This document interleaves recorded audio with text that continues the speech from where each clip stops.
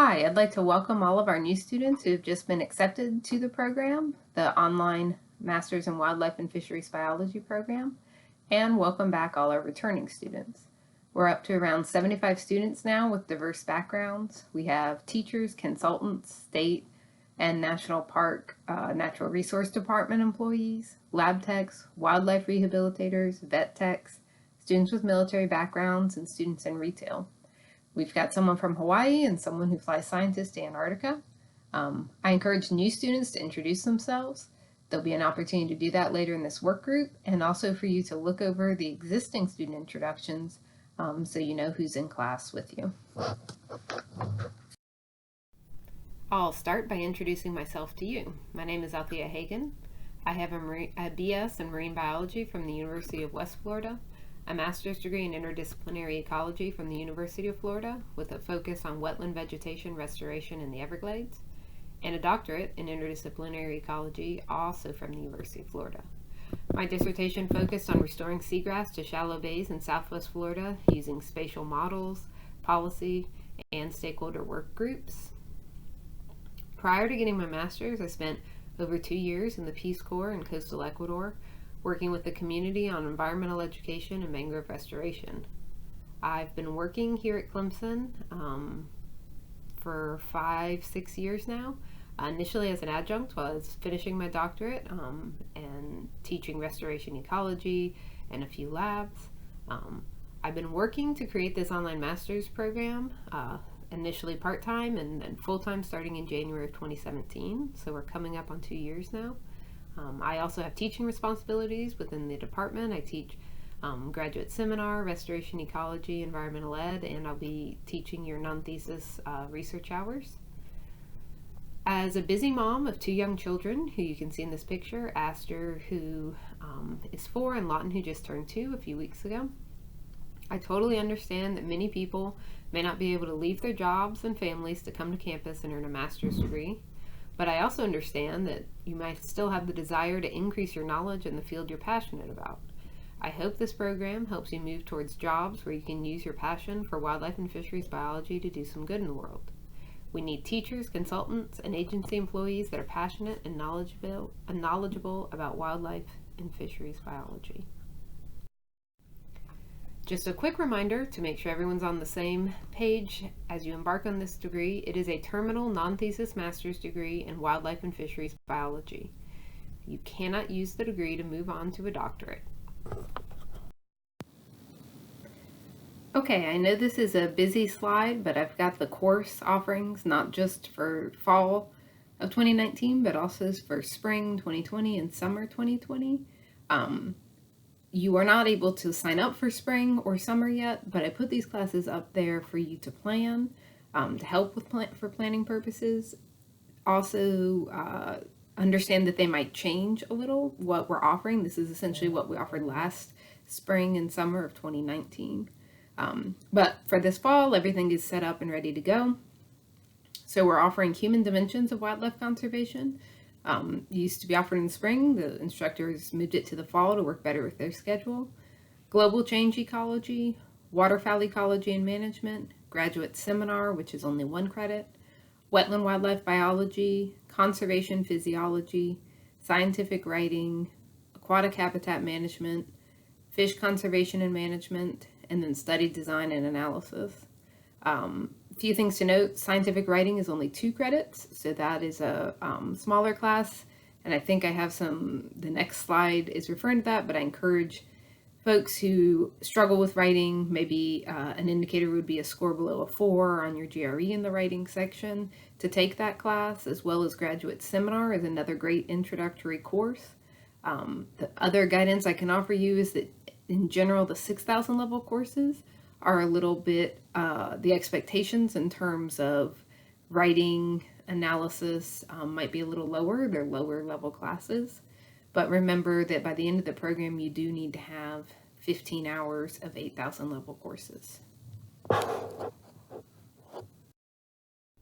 want to talk a minute about this new class, WFB 8610, Scientific Writing for 2 credits that we've created. I recommend you take this course your first semester. A lot of feedback that I've gotten from faculty who are teaching online classes is that there are students who struggle with writing, not necessarily the content, but the written deliverables that are expected. Graduate level writing is a little bit more advanced maybe than what was expected at the undergraduate level. So this course will help you get there. It'll improve your writing skills, and I think that improving your writing skills is something that's transferable no matter what you do as you move on from this degree. So it's a good course for everyone. Specifically, students who have below a 4, if you're wondering if this course is for you, if you scored below a 4 on the GRE writing section, we found that is one indicator that you might struggle with writing assignments, and this course could help you. It's a course that was created to improve the overall student success rate in the program. We would hate for your ability to write to be something that lowers your GPA or holds you back from moving forward with this degree or classes instead of the content. So that's why we created this, and I hope that those of you who might need help with this will take the time to sign up and spend some time improving your writing. I want to mention one class that is slated for summer, and it will be taught, FOR 8930, Applied Wildlife Habitat Management. It's being taught by our department head, Dr. Greg Yarrow. He taught it last summer, and he'll teach it again this year. He has a 2-credit lecture, which goes throughout the summer, just like all our other lectures whenever. He'll have pre-recorded lectures for you to watch. And then he will have a 1-week in-person lab. He usually does it the week after the 4th of July. That in-person lab, we have students come to Clemson. We reserve a block of dorm rooms for you to stay, very cheap. I want to say it was $10 a night last summer, something similar to that, so that you can stay and attend the lab and get hands-on experience. I really encourage you to take this class if it's at all possible for you to come to Clemson for that week, because it's our only course that really allows you to get that hands-on experience in wildlife and fisheries biology, to really see some habitat management at work. If you are not able to attend the lab, you may sign up for just the lecture portion, for the 2-credit lecture portion. So that's something else for you to consider if you aren't able to come in for the lab. Statistics, STA 8010, which is with an accompanying lab, is offered in the spring. It is the only course that from outside of the department that has already been approved for you to take. So I'll talk in a few minutes about how you need to minimize any classes you take from outside the department. You have to have less than 10 hours in total. This class is pre-approved. You don't have to talk to me about it. The statistics department is controlling enrollment though, so that on-campus students aren't enrolling in the online section. So if you would like to take it, when spring registration begins, you can email Alexis, and she'll compile the list and send it to the statistics department so that they can get you registered for that. She just needs your name and then your Clemson ID. I am working still to add more courses, although we're getting a fairly robust list of courses. One class that I think will be slated hopefully for next fall 2020, would be environmental ed. If there are other courses that you are looking for or are interested in, please let me know, and I look at those courses and at faculty within the department and see if there's someone who has that strength or expertise and might be willing to teach the class online. And we've added several classes based on student feedback, so I'd love to hear from you, or email Alexis. She's compiling that list as well. Okay, so expectations for this degree program. I understand that you all have a lot going on. Most of you have families and full-time jobs. I do as well. My recommendation is don't procrastinate. I know that kids will get sick, or work will get busy, or family emergencies will pop up, and we will try to work with you, but you still need to make every effort to get your coursework in on time. The best advice I can give you is to plan ahead and stay on top of it. You are expected to get A's and B's in graduate classes. In fact, you must have a 3.0 to graduate. If your GPA falls below 3.0, you're on academic probation, which I'll speak more about on the next slide. I would like for everyone to read the online student and instructor expectations, as well as the late work policy, which is under university and program policies module within this work group. Alright, as I mentioned, if your GPA falls below 3.0, you go on academic probation. You have to fill out a form that outlines how you will get off of academic probation and maintain that 3.0 GPA. You have to have at least a C in coursework for it to apply towards your degree. So if you earn something less than that, it will still be on your transcript, but it can't be applied towards the degree. Students who fail to meet these requirements will not be able to graduate. So you would stay on academic probation and continue taking classes if that was your choice until you had a 3.0 or above GPA. The paperwork, is one hopefully deterrent for you, but also you wouldn't be able to graduate without getting that. So I want to be clear from the outset that the expectation is that you would earn at least a B and hopefully an A in your coursework, that C's really won't count towards your degree. Another confusing note, because at many of your undergraduate institutions there might have been something called academic redemption. This is not, while we do have that opportunity for undergrads, it's not an opportunity for graduate students at Clemson University. So any grade you earn will factor into your grade point average. So you can't repeat a class or take it the next time it's offered and get a better grade. Everything you take will go into your grade point average and be recorded on your transcript. So there's no academic forgiveness or redemption at the graduate level. So again, you need to earn an A or a B in each course the first time you take it. In terms of time commitment, this is a question I get a lot from students when they're asking me how many courses to sign up for or whether they should be a part of the program at all. You should expect to spend 10 to 12 hours a week on a 3-credit course. And I think many students who are struggling to get A's in their classes are not able to spend that amount of time. If you're taking a 1-credit course, you should expect to spend 3 to 4 hours a week on it. You should sign up for courses based on what you have time for. In general, starting out your first semester, I recommend you take a 3-credit course and a 1-credit seminar. I recommend you continue on that course throughout your semesters unless you feel like you can handle more, or if you know a particular semester will be very busy for you, you could scale back. If you take less than 1 credit, we need to fill out a form saying you're taking a leave of absence for a semester and you have to let the graduate school know why.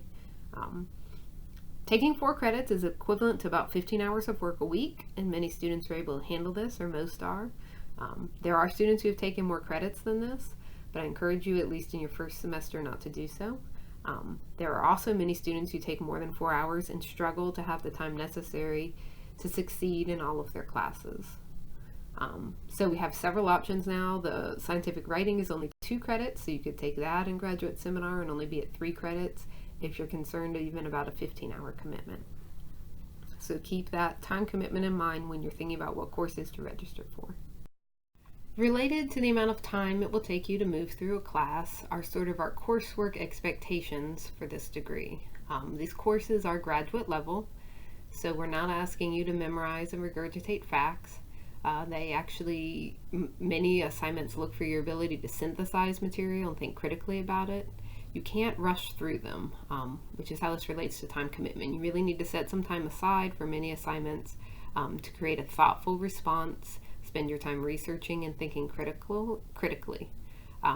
This is particularly if you have 8,000 level classes, so you might want to begin with 6,000 level classes if that makes more sense, and then move on to 8,000 level classes. They are typically more advanced. An exception to that would be graduate seminar, FNR 8080. That class might be helpful in preparing you for courses or definitely for thinking about your project. It's a class that I teach, and you will watch seminars about current research topics that are occurring, and we'll do some paper discussions. So that's a great course for your first and second semesters. Okay, so you probably are wondering how you go about signing up for classes after you've heard all about my recommendations on what to take and when. There is a link in the resources tab of this work group for IROR that will allow you to search the catalog and type in any of the class numbers that I have referenced here in an earlier slide. If you can't get in because you don't meet your prerequisites, contact the instructor of record that's listed there on IROR and ask them to waive the prerequisites. By and large, they are aware of the fact that the prerequisites are an issue and are happy to waive them for you. include your Clemson ID in that email so that they can easily look you up and get you in the class. You will start to get emails from the graduate school about selecting your GS2 committee. All the students for the non-thesis online program will have the same committee. The chair will be Kyle Barrett. I will be a committee member, Althea Hotaling-Hagan, and then our department head, Greg Yarrow, will be the other committee member. So that's a pretty straightforward committee selection for you. There's a link to that GS2 form and instructions under the Getting Started module tab.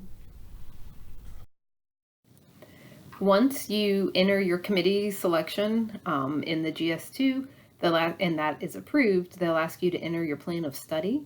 So again, this is a 30 credit degree, 30 hours of coursework. We do not have any specific, a capstone course or set core courses you have to take. You're allowed to pick the 30 hours of courses that interest you the most. The caveats to that are at least 15 of those hours have to be at the 8,000 level, and then 2 hours of graduate seminar, so you have to take graduate seminar twice. So it's a pretty flexible and open curriculum the way it's designed right now. Just make sure you take graduate seminar twice and have at least 15 hours of 8,000 level courses. Some students have questions about transferring credits from another institution. One of the first questions to ask is, are the credits graduate credits? So that means their course number is 6,000 or above. Sometimes we will accept a 5,000 level credit. So the number of the course has to be over 4,000. You have to have gotten at least a B in the course. So courses with A's or B, anything lower than that won't transfer. And a pass-fail class won't transfer. Courses that you took more than 6 years ago will not transfer. And courses in which you got credit got more than 1 credit hour per week, right? So if you took sort of an accelerated or workshop form course where you earn the credit in a really quick fashion, it has to be at least 1 credit per week for it to transfer to Clemson. And you will list those courses on your GS2 plan of study. You can't have used them for another degree. So if there are a few students we've accepted who already have a master's degree in another field. If you use the courses towards that degree, they can't also count towards this degree. On the GS2, you will list them as a 6999 or a 7999 or an 8999, depending on the course number of the course you're transferring in, and then tell us the number of the course number and name of the course in your institution on your GS2. Another option is to take credits from another department. Again, you can't have used them to obtain another degree. So if you already have a degree from Clemson and you've used the credits towards that degree, you can't count them towards ours. Less than 10 hours can come from other departments. So the majority of your courses, or 20 hours, have to come from those courses that I've listed earlier from our department. That would be courses that start FOR, FNR, WFB, or ENR. And your committee has to approve them. So if you're taking courses from another department, you need to clear it by the committee, which is again myself, the department chair Greg Yarrow, and the graduate coordinator Kyle Barrett, prior to taking the class. So please contact me before you sign up for and take a class from another department. We have had students take classes from the biology department, from Parks, Recreation, and Tourism Management, and from statistics, that would all count towards the wildlife and fisheries biology degree. But again, you can only take 10 hours of classes from that department. We have to approve it before you do it, and you can't have used it towards another degree. So if that's something you're interested in doing, that's something you should start a conversation with prior to registering. So I've provided a lot of resources in this work group that I think are underutilized based on the email questions I get. There are resources relating to the university and program policies, technical support and technology tutorials, university resources and academic support like registration and payment, academic support services if you need help with writing or tutoring, or the library to help you find sources for papers you're writing, student support services if you're struggling in any way. And then I also have guidelines, APA guidelines, which is the general citation format used for this degree and department and coursework, and graduate level academic writing, some guidelines on that. I'm happy to answer your questions, but I think in general you'll find the answers to them in one of those tabs. So I encourage you here at the beginning to read over, and if at any point during your degree you have a question, I typically refer students to one of those tabs to find the answer for their question. So look through those to learn more about the resources that are available to you and how you can get help if you need it. I'm going to finish this presentation by reminding you to introduce yourself, which should be the next thing in the module here. I really like learning more about you, and I think other students in the program like learning about their classmates. Since we never meet in person or very rarely get to meet in person, this is an opportunity for you to tell your other students and your professors and faculty in the department who you are and what you do.